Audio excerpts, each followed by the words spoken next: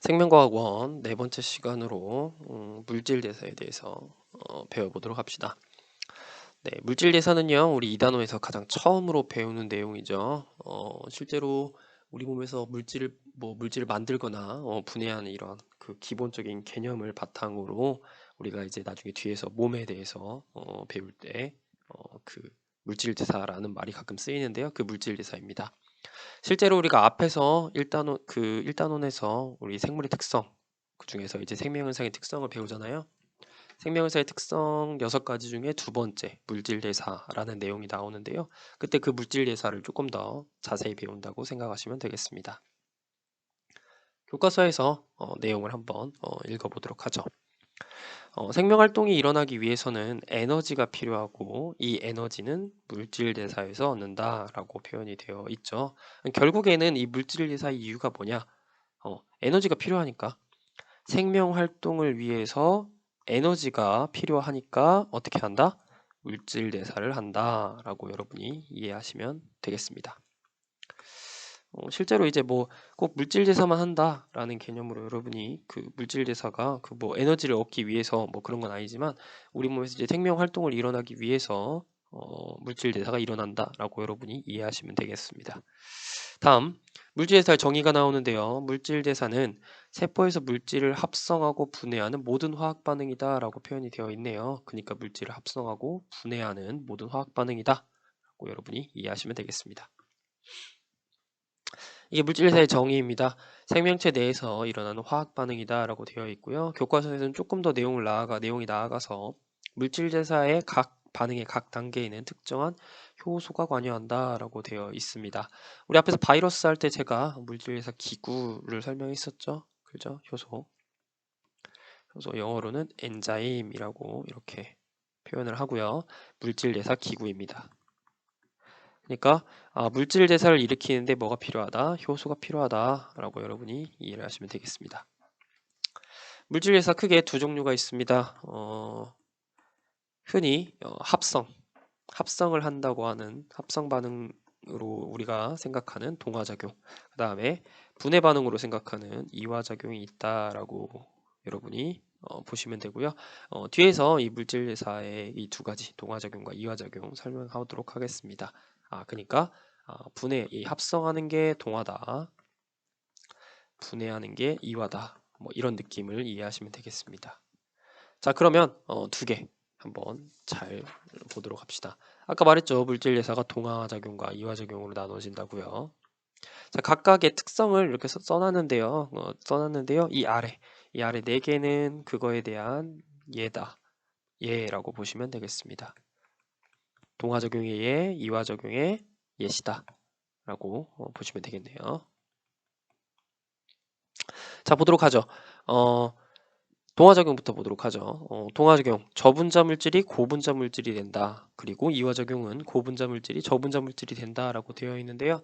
여기서 저분자 물질이라는 거는 분자의 크기가 작은 거, 저분자 물질이라고 하고요. 근데 분자의 크기가 큰 거는 고분자 물질이라고 합니다. 근데 이제 이거는 어디까지나 상대적입니다. 그러니까 상대적으로 분자의 크기가 작은 물질에서 큰 물질이 되는 거 동화작용, 상대적으로 분자의 크기가 큰 거에서 작은 물질이 되는 과정 이화작용이라고 보시면 되고요. 앞에서 설명했듯이 합성 반응이고 분해 반응이다. 동화가 합성, 이화가 분해 반응이다 라고 얘기를 합니다. 이 과정에서 동화작용은 에너지를 흡수하고 이화작용은 에너지를 방출한다. 이거 기억하시기 바랍니다. 세 가지 굉장히 자주 나오는 내용들이니까요. 시험에 그 모의고사에도 잘 나오는 내용들이니까 잘 기억하시기 바랍니다.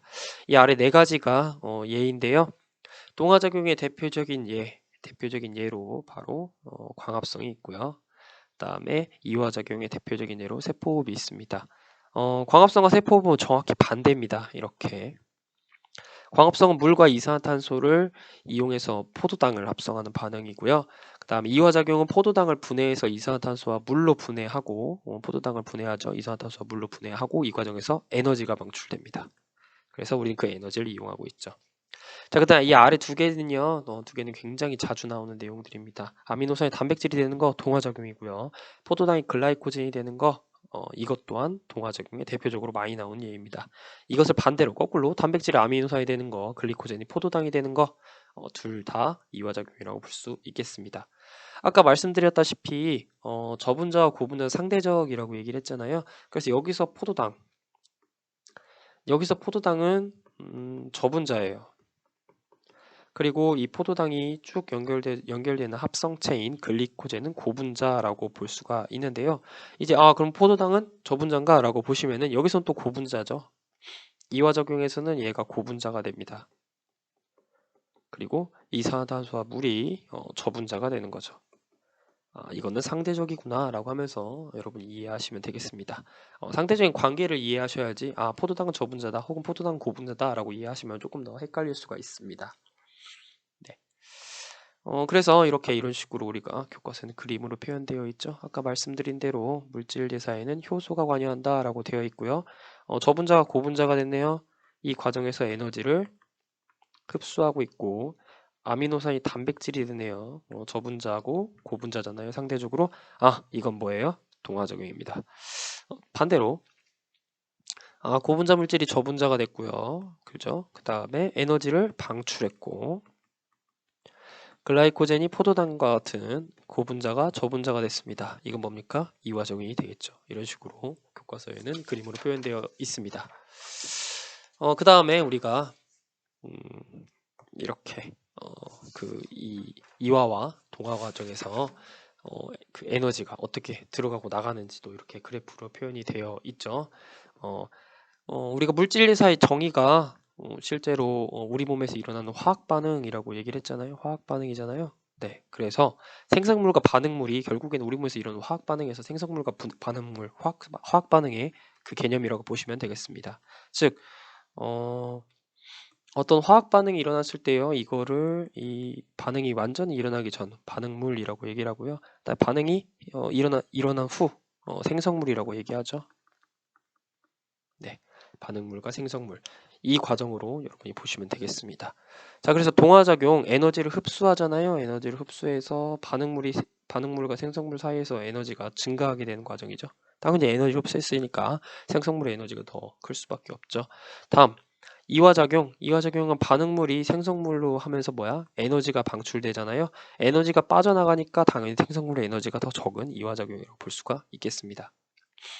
이거를 이렇게 그래프로 표현을 해보면요. 자, 에너지고 시간이라고 보시면요. 시간은 뭐 그렇게 중요한 개념은 아니고요. 이런 식으로 보시면 되겠네요. 얘는 반응물이고 생성물이고 이 과정에서 에너지가 흡수된다. 이게 뭐예요? 동화. 네. 다음 이화 특징은 반대죠. 이런 식으로 생성물과 반응물 사이에서 반응물 사이의 관계가 에너지가 방출되는 반응이 일어나게 되죠. 그죠? 이게 이화라고 볼 수가 있겠습니다. 실제로 이 특징을 바탕으로 설명을 한 거니까요. 이걸 이제 그래프로 표현한다라는 거, 그냥 표현 방식이 이런 게 있구나라고 이해하시면 되겠습니다. 네, 여기까지가 물질 대사에 대한 내용이고요. 우리가 다음 시간에 조금 더 필요한 내용들을 조금 더 설명해 보도록 하겠습니다. 다음 시간에 우리가 ATP라는 걸 배울 텐데요. ATP라는 걸 배울 때 필요한 그 내용이고 그리고 그다음에 물질 대사에서 에너지가 어떻게 출입을 하는지 그거를 섞어서 한번 설명해 보도록 하겠습니다. 일부는 ATP는 다음 시간에 배울 거니까요. 이게 뭐지라고 생각 안 하셔도 다음 시간에 충분히 배우니까 그때 이해하시면 되고요. 에너지라는 게 이런 게 있구나 라는 걸 이해하고 얘네들이 어떻게 바뀌는지 그거를 설명해 보도록 하겠습니다. 이거를 이제 오늘 배운 이화와 동화의 개념을 섞어서 이해를 해보도록 하겠습니다. 우리 몸에서요 쓰이는 에너지 세 가지가 있습니다. 열 에너지가 있고 화학 에너지가 있고 빛 에너지가 있고 실제로 우리는 빛 에너지는 이용을 못하지만 식물은 이용이 가능하니까 써놨습니다. 열 에너지와 화학 에너지는 실제로 우리가 물질 대사 과정에서 전부 다 발생하는 에너지들입니다. 물질 대사 과정에서 물론 얘도 물질 대사 과정에서 이용되긴 하지만 모든 생물은 열 에너지와 화학 에너지가 반드시 나오게 됩니다. 각각을 한번 설명을 해보도록 할게요. 열 에너지. 열 에너지는요, 물질 대사 과정에서 방출됩니다. 중요한 건 방출된다는 거예요. 알겠죠? 우리가 이용하는 건 아니고 방출된다. 뭐 어찌 보면 이용한다고 볼 수 있겠지만 어쨌든 방출되는 에너지고요. 다음 화학 에너지. 이 화학 에너지가 이제 우리가 실제로 쓰는 에너지입니다. 그러니까 실제 생명체에서 저장되고 그리고 활용하는 에너지를 우리는 화학 에너지라고 합니다. 그러니까 우리가 에너지를 써서 뭐 근육을 움직인다라고 할 때 거기서 말하는 에너지는 화학 에너지예요. 알겠죠? 열 에너지가 아니고. 다음 빛 에너지인데요.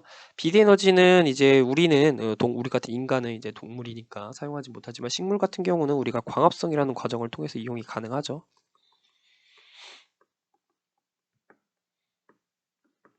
네, 이렇게 이해하시면 되겠습니다. 자, 그러면 얘네들이 어떤 관계가 있는지 이화와 동화의 관점에서 한번 살펴보도록 할게요. 자, 우선 이화의 관점입니다.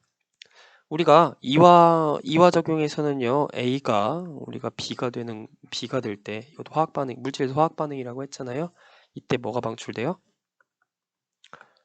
색깔을 다르게 해볼게요. 이때 에너지가 방출되죠. 이게 이화였잖아요. 그죠? 그때 방출되는 에너지가 크게 두 종류가 있습니다. 하나는 화학 에너지. 물론 이제 그 에너지, 그러니까 이화 작용에서 나오는 에너지라는 얘기예요. 알겠죠? 방출이란 개념은 열 에너지가 나옵니다. 그때 이제 우리가 화학 에너지와 열 에너지 중에 어떤 걸 사용한다고 했죠? 주로 네, 화학 에너지를 주로 우리가 사용한다라고 설명을 했었죠. 열 에너지는 방출되고요. 어, 그때 이제 나오는 비율이라는 게 있는데요. 이 비율이 조금 여러분이 생각보다는 좀 이렇게 효율적이지 않네라고 생각할 수가 있습니다. 우리가 실제로 사용하는 화학 에너지는 4가 나온다면 이때 열 에너지는 6 정도가 나옵니다. 그리고 이 4로 나온 에너지를 우리는 저장하고 활용하고 그다음에 6으로 나온 열 에너지를 우리는 방출하게 되죠. 그래서 이렇게 나온 화학 에너지는요, 우리가 잘 잡아서 ATP라고 하는 물질에 저장을 하게 됩니다. 반대로 방출되는 열 에너지 있죠? 열 에너지는 그냥 방출되게 냅둡니다. 방출되게 냅두면서 뭐에 이용하냐면 우리는 이제 정온 동물이잖아요. 그렇죠? 언제나 체온이 일정하게 유지되는 정온 동물이니까 체온을 이렇게 유지시킵니다. 체온 유지에 이용을 하게 되는 거죠. 이걸 뭐 어떻게 이용을 한다, 우리 몸에서 뭐 열을 이용한다기보다는 체온 유지에 그냥 사용한다라고 보시면 되겠습니다. 다음 동화작용입니다. 동화작용에서는 이제 우리가 그 저분자 물질이 모여가지고 고분자가 되는 이런 반응이었잖아요. 이런 반응인데요. 이 과정에서 우리가 뭐예요? 에너지가 들어간다고 했죠. 실제로 우리가 여기에 들어가는 에너지, 어떤 에너지냐? 열 에너지는 아닐 거고, 그죠? 열 에너지는 아닐 거고, 실제로 우리가 동화작용에서 들어가는 에너지, 이게 화학 에너지입니다. 화학 에너지입니다. 근데 이제 우리가 그 약간 의문을 품을 수도 있는 부분이 뭐냐면 바로 이런 겁니다. 우리가 이제 그 광합성 같은 내용인데요. 이산화탄소와 물을 가지고 우리가 포도당을 만들었죠. 그렇죠? 포도당을 만들었어요. 근데 이 과정에서 우리가 광합성이라고 하면 흔히 우리가 이런 생각을 하죠. 뭐가 들어간다? 빛 에너지가 들어가는 거 아니냐? 이런 생각을 할 수가 있습니다. 빛 에너지가 들어가는 거 아닌가? 그러니까 결국에는 빛 에너지가 들어가서 우리가 광합성을 하는 건데 이건 당연히 우리 중학교 때도 배웠으니까요. 그죠? 근데 이제 빛 에너지가 들어가는 건 맞습니다. 들어가는 건 맞는데 이게 직접적으로 들어가진 않고요. 실제로 이산화탄소와 물에 어떤 빛 에너지가 들어가는 게 아니라 화학 에너지가 들어갑니다. 실제로는요. 근데 왜 빛 에너지가 들어간다라고 얘기를 하느냐라고 얘기를 하면요. 이런 거예요. 실제로 이 빛 에너지를 이용을 합니다. 빛 에너지를 이용해요. 근데 바로 염록체를 거쳐서 이용을 하게 되는데요. 바로 이 염록체의 역할이 뭐냐? 염록체의 역할은 뭐냐면은 우리가 생물이 빛 에너지를 직접적으로 이용하지 못하니까 염록체라는 우리 몸에 있는 세포 소기관이 빛 에너지를 흡수를 하고요. 빛 에너지를 흡수를 하고요. 그리고 화학 에너지로 전환시켜 줍니다. 그러니까 마치 발전소라고 여러분이 이해하시면 돼요. 우리가 전기 에너지를 만들려고 우리가 막 물을 끓이잖아요. 발전소에서 터빈을 돌리기 위해서 뭐 화력 발전이면은 뭐 불을 떼고 원자력 발전도 이렇게 이런 식으로 하는데요. 그때 그 에너지를 뭘로 바꿔요? 터빈을 돌려서 전기 에너지로 바꾸는 것처럼 염록체도 마찬가지입니다. 빛 에너지를 흡수해서 우리 인간 생명체가 이용 가능한 화학 에너지로 전환해 준다라고 이해를 하시면 되겠습니다. 가끔 이제 옛날 모의고사 보시면은 모의고사 문항에서 염록체가 빛 에너지를 화학 에너지로 전환시킨다라는 말이 나오는데요. 이게 바로 이 내용입니다. 광합성이라는 사례가 있으니까 이런 내용 여러분이 잘 기억하시기 바랍니다. 네, 여기까지가 우리가 실제로 이제 물질대사 과정에서 그 실제 강의고요. 여기는 심화적인 내용입니다. 심화적인 내용이니까 조금 어려울 것 같다라고 생각하시면 안 들으셔도 상관없고요. 이 내용이 이제 나중에 우리 뒤에서 ATP의 에너지가 저장된다는 그 개념 자체를 설명하는 내용인데요. 잘 모르셔도 상관이 없습니다. 모르셔도 상관없으니까 조금 더 내용을 좀 깊게 이해하고 싶다라는 학생들은 이 내용까지 한번 들어보시기 바랍니다. 이거는요, 일종의 어떤 경향성에 대한 이야기를 하는 겁니다. 조금 더 어려운 내용이지만 뭐 이걸 이제 어려운 용어를 쓰는 건 아니고요. 이 경향성에 대해서 설명을 하고 그리고 나중에 우리가 뒤에서 이해하는 ATP가 이래서 이렇구나라는 걸 조금 더 이해하기 위함입니다. 근데 이제 어디까지나 예외는 있습니다. 알겠죠? 예외는 있습니다. 물론 이제 이걸 이제 설명하는 과정에서는 예외라고 볼 수는 없지만 예외는 있다라고 여러분이 일단은 알고 넘어가도록 합시다. 이 무질서도 질서에 대한 정도겠죠. 얼마나 무질서한 정도라는 의미고요. 에너지는 말을 잘 알죠. 그 다음에 물질이 안정적이냐, 안정적이지 않냐. 이 세 가지를 이제 한 번에 묶어서 설명하는 겁니다. 자, 일반적으로 물질은 조금 더 글씨 예쁘게 써볼게요. 물질은 무질서하려는 경향이 있습니다. 그러니까 뭐 무질서 해지려는 경향, 뭐 이렇게 혹은 뭐 성향 이런 게 있습니다. 그때 이 말이 너무 추상적이죠. 그죠? 물질이 뭐 무질서하다? 도대체 무질서가 도대체 무슨 소리지? 라고 이해할 수 있는데요. 이걸 조금 더 구체화해서 설명을 해보도록 하겠습니다. 일반적으로 낮은 에너지 상태를 우리는 무질서하다라고 표현을 하는데요. 낮은 에너지가 되려면 실제로 결합이 적어야 됩니다. 결합의 에너지가 일반적으로 저장되어 있거든요. 우리가 결합 에너지라는 개념 우리가 배웠잖아요. 1학년 때. 뭐 공유 결합 에너지라든지. 네. 결합이 적으면은 우리가 뭐라고 하냐면 일반적으로 저분자 상태일 수밖에 없어요. 상대적으로. 이런 저분자 상태. 이런 무질서하다는 것은 낮은 에너지를 가진 저분자, 결합이 적은 저분자 상태를 얘기하고요. 이 상태를 우리는 안정 상태다, 안정적이다라고 표현을 합니다. 그러니까 무질서한 것은 에너지가 낮은 상태이고 안정적인 상태라고 우리가 이해를 할 수가 있습니다. 이 내용을요 이제 우리가 결합의 관점에서 볼 건데요. 예를 들어 물을 예시로 한번 들어보겠습니다. 자, 물 같은 경우 H2O잖아요. 이런 식으로. 이렇게 되어 있는데요. 보시면은 여기 이렇게 여기에 이런 식으로 결합이라는 게 존재합니다. 공유 결합 같은 그죠? 네. 근데 이 결합이라는 건 사실 우리가 어떤 물질이 그러니까 물이라고 하면 H2O가 이렇게 결합되어 있는 상태를 우리는 물이라고 얘기를 하잖아요. 그런데 이 결합 자체는 어찌 보면은 이거는 질서입니다. 왜? 물질이 흩어지지 않았잖아요. 산소 원자와 수소 원자가 흩어지지 않고 어떤 질서를 유지하고 있는 상태라고 볼 수가 있겠죠. 그죠? 그리고 아까 말씀드렸다시피 결합에는 에너지가 필요합니다.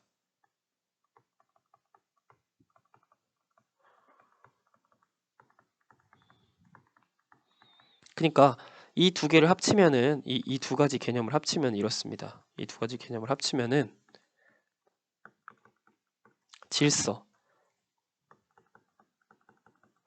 질서에는 에너지가 필요하다라는 생각을 도출해낼 수가 있죠. 이해가시나요? 그러니까 우리가 질서 상태는 무질서의 반대겠죠, 그죠? 높은 에너지, 결합이 많은 고분자는 불안정하다라고 우리가 이해를 할 수가 있습니다. 그리고 그 에너지는 주로 어디에 저장되어 있다? 바로 결합에 저장되어 있다라는 개념을 이해하시면 되겠습니다. 즉, 결합에 뭐가 저장되어 있다? 에너지가 저장되어 있다라는 거. 그래서 우리가 뒤에 나오는 ATP에 뭐 에너지가 어디에 저장되어 있냐 뭐 이런 얘기를 설명을 할 때 이래서 에너지가 저장되어 있구나라는 걸 이해하시면 되겠습니다. 우리가 그 저분자가 우리가 고분자가 되는 반응, 동화 반응이라고 했잖아요. 동화작용.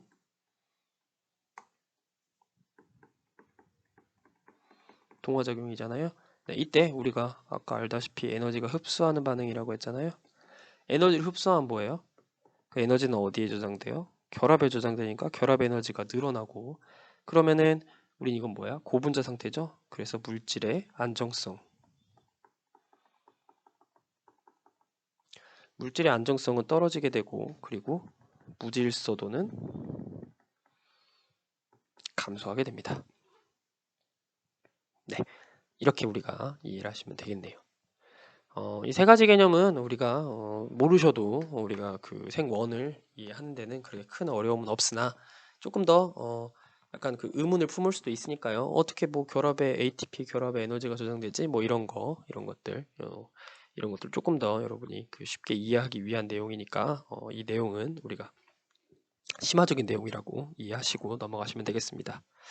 네, 이번 시간 물질대사에 대해서 배웠고요. 동화와 이화 동화작용과 이화작용에 대해서 배웠고, 얘네들의 에너지 어떻게 되는지까지도 우리가 이해를 해봤습니다.